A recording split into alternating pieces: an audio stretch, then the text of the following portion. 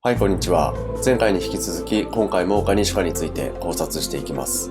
大誘拐賞前後、彼に起こったことについて、がっつり深掘っていきます。それでは行ってみましょ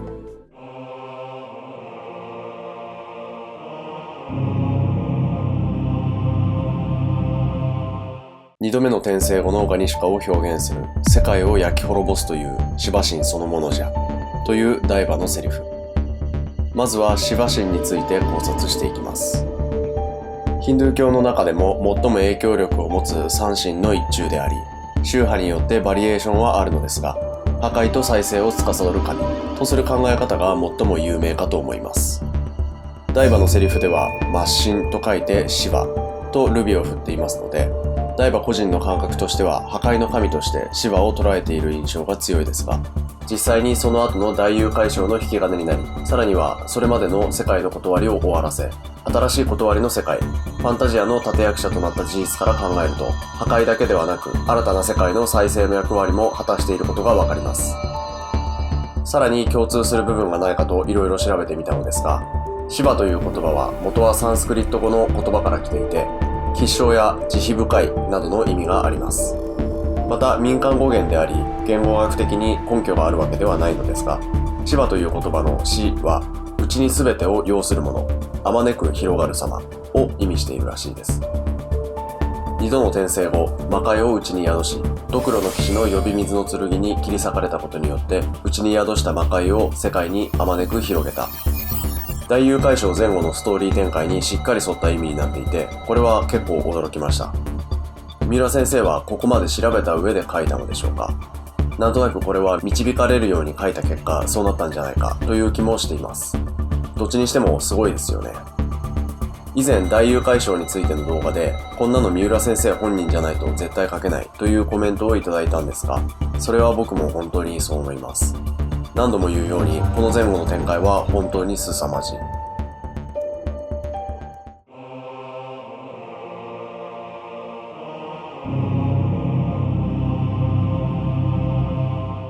あと、転生後のガニシュカのモデルがイスラムの守護天使イスラフィールではないかというコメントもいただきました。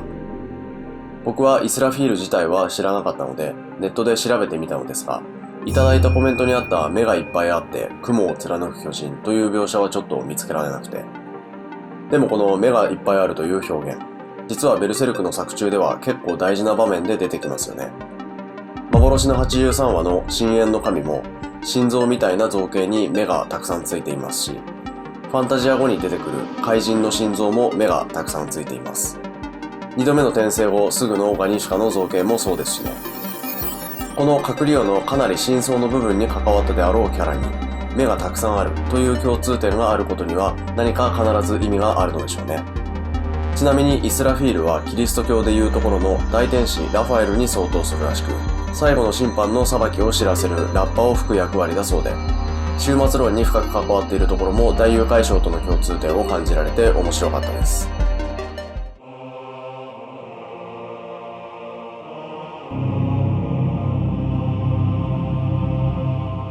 ガニシュカを語る上で最も重要な回は34巻逆行。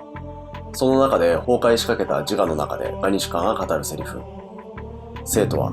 世界とは闇だ。何も見えぬ闇の中、脅かし、のたうち這いずる。無明、それが命。この中で語られている無明という概念について考察していきます。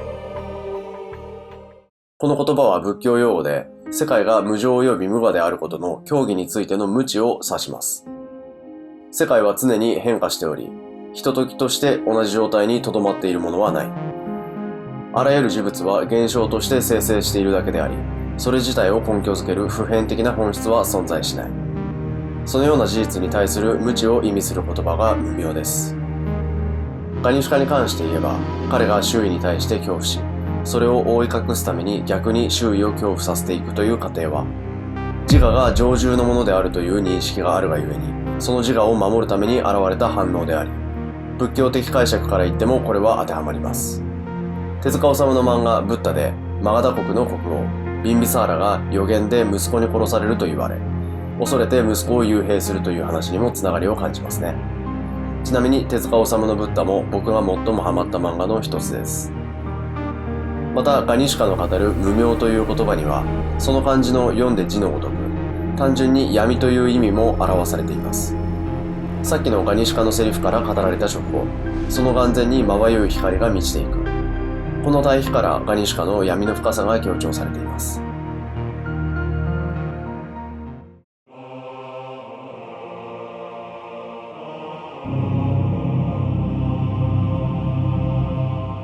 本当に重要なのがこの後のフェムトの姿をした光の鷹グリフィスのセリフ。光を背負う者が一番濃い影の中にいるのだから。次のページで逆光の中ガニシカに手をかざすフェムトが見開きで描かれます。そして闇の中でこそ真の光は見出せる。この一連のセリフから読み取れること、それは人間たちや使徒から見たグリフィスは光の鷹ですが、グリフィスが発光しているのではなく、グリフィスは光を背負っているということ。それを見開きでバーンと表現していること。つまり2度目に転生したガニシカや他の使徒、夢での神託を見たウィンダムの住人たちが求めた光の鷹。その光はグリフィス自体の光ではなく、グリフィスの背後にある何者かが光を発しているのではないかと読み取れるところです。そして希望や救いを表しているであろう光を背負っているからこそ、グリフィスはガニシカよりもさらに深い闇の中にいる。つまりゴッドハンドとして存在しているという意味なのではないか。さらに、一番濃い影というセリフの影という字、影と読ませるなら、この字の方が一般的かと思いますが、あえて陰陽の陰の字を使っているということ。つまり陰陽思想を匂わせているのではないか。陰陽とは一方が存在しなければもう一方も存在しない。陰陽二元論の大事なところは、それが善悪二元論ではないというところで、陽は善ではなく陰は悪ではない。それらはあくまで神羅万象を構成する要素に過ぎず、陽極まって陰に転じ、陰極まって陽に転じるという言葉にもあるように、二極というよりは円環のイメージです。職をイメージするとグリフィスをはじめとするゴッドハンドたちは絶対悪であるような印象を持ちかねませんが、それはそこで行われた残虐非道なシーンから思い起こされる印象に過ぎず、三浦先生は絶対悪で終わらせるつもりはなかったのではないかと考察します。このシーンの後、ガニシカは安心しきったかのように目を閉じ、その瞳に涙を浮かべます。この描写を見るにガニシカ本人の感情としては確かに救われているように見えますし、その後、ファルコニアという一大帝国を運営していく中で、グリフィスは職で犠牲にした仲間たちよりもはるかに多くの人々を救っているとも言えます。彼の背後で発行しているものとは何なんでしょうかね。幻の83話の考察の時にも設定として矛盾が生じるためボツになったのではという可能性を示しましたが、ここでもそうなのではないかと思わせる表現かと思います。彼がさらに高次元にいる何者かの意志の執行者であるとして、それは本当に深淵の神なのでしょうか。光というイメージと深淵の神というのはあまりにもかけ離れているように感じますが。ということでガニシカの考察からこのベルセルクの世界の本質に迫れるのではないかという考察に至りました。もちろん今後の展開がわからなければ今回の考察の是非も不明なんですがね。そういえばこの動画の公開日がちょうど最新刊41巻の発売日なんですよね。それに合わせて今後に関する何らかの発表がされないか期待したいところです。